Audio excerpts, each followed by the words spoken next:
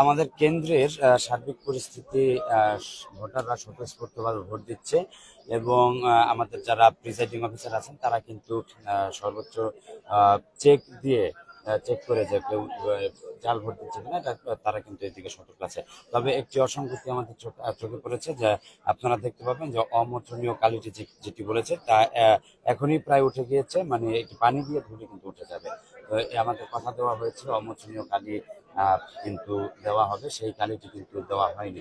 এদিক থেকে আমরা নির্বাচন কমিশনের সাথে কথা বলবো, ভোট দিয়ে বের হলাম মাত্র। তো এছাড়া সার্বিক পরিস্থিতি আলহামদুলিল্লাহ এখনো ভালো। আমরা আশা করছি যে আমাদের ভোটাররা স্বতঃস্ফূর্তভাবে ভোট দিয়ে এবং আমাদের যে ভোটগুলো আমানত হিসেবে জমা দেবে আমাদের নির্বাচন কমিশনের কাছে, তারা সেই ভোটগুলো যেন একদম সুষ্ঠুভাবে, একদম নিরপেক্ষভাবে, সঠিকভাবে গণনা করে সঠিক প্রতিনিধি যে নির্বাচিত হবেন সেটি প্রকাশ করবেন আমাদের নির্বাচন কমিশন। আপাতত এখনো কোনো অসঙ্গতি নাই। যদি কোনো কারচুপির কোনো আমরা সন্ধান পাই বা কোনো এরকম ইলেকশন ইঞ্জিনিয়ারিং এর আমরা কোনো আভাস পাই, অবশ্যই আপনাদের জানাবো। আপনারা এটি অবশ্যই প্রচার করবেন সারা দেশের সামনে। জয় নিয়ে কতটা আশাবাদী? আমাদের প্যানেল ঘোষণা হওয়ার পর থেকে আমরা যেভাবে শিক্ষার্থীদের আমরা ভালোবাসা পেয়েছি এবং তাদের মুখে আমরা এতবার শুনেছি যে এটি বেস্ট প্যানেল, সেখান থেকে আমাদের আসলে আশা বেড়ে গিয়েছে। আপনারা পর্যালোচনা করলেই জানতে পারবেন যে আসলে আমাদের প্যানেলটা কত যোগ্য।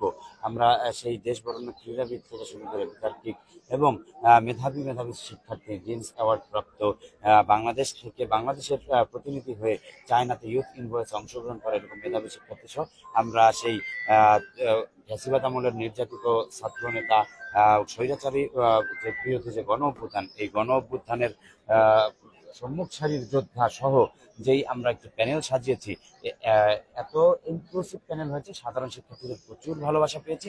এ ব্যাপারে আমরা জয়ের ব্যাপারে সম্পূর্ণ আশাবাদী। আমরা দেখলাম যে ডাকসু এবং জাকসুতে বেশ ভালো রকমের একটা ভরাডুবি হয়েছে। চট্টগ্রামে দুটি পদে আসলে ছাত্র তালুক আসতে হয়েছে।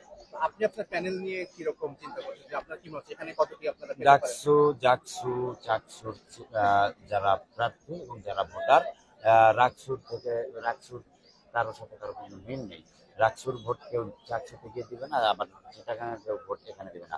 আমরা এখানে আমাদের প্রতিনিধি আমরা নিজেরাই নির্বাচিত করব। সুতরাং সেই আপনার যেই চিটাগাং বা ঢাকা বা জাহাঙ্গীরনগর বিশ্ববিদ্যালয়ে যেই ফলাফল হয়েছে সেটির প্রভাব রাজশাহী বিশ্ববিদ্যালয়ে পড়বে না। রাজশাহী বিশ্ববিদ্যালয়ে আমরা একটি সুন্দর ফলাফল নিয়ে আমাদের প্যানেল বের হবো ইনশাআল্লাহ। আপনার কাছে যে বলা হয়ে থাকে যে বিশেষ দলের ক্যান্টনমেন্ট হচ্ছে এই বিশ্ববিদ্যালয়, সেটার কি কোনো নির্বাচনের প্রভাব আছে কিনা? 24 পরবর্তী সময়ে রাজশাহী বিশ্ববিদ্যালয় আসলে কারো ক্যান্টনমেন্ট হতে পারে না।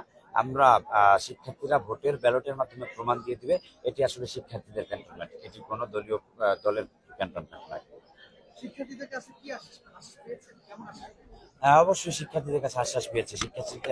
আমাদের প্যানেল ঘোষণা হওয়ার পর থেকে শিক্ষার্থীদের কাছ থেকে আমরা ভালোবাসা পাচ্ছি, আশ্বাস পাচ্ছি। আমরা জয়ের ব্যাপারে আশাবাদী। শিক্ষার্থীদের ভালোবাসায় আমরা ইনশাআল্লাহ জয় হব। আপনারা ব্যালট পেপারের মাধ্যমে সেই প্রমাণ। গতকালকে আপনাদের নামে একটা অসঙ্গতি আসছে, কেন্দ্র মানে আমানুল্লাহ আমান উনি ঢুকে পড়ছিল, এই বিষয়ে আপনার মতামত কি? আসলে আমি তো প্রার্থী, আমি আমার ভোট নিয়েই ব্যস্ত। এটা ঢুকেছিল আমি শুনছিলাম, এই ব্যাপারে আমি আসলে সম্পূর্ণ না জেনে, ঘটনাটি না জেনে আমি আসলে মন্তব্য করতে চাচ্ছি না।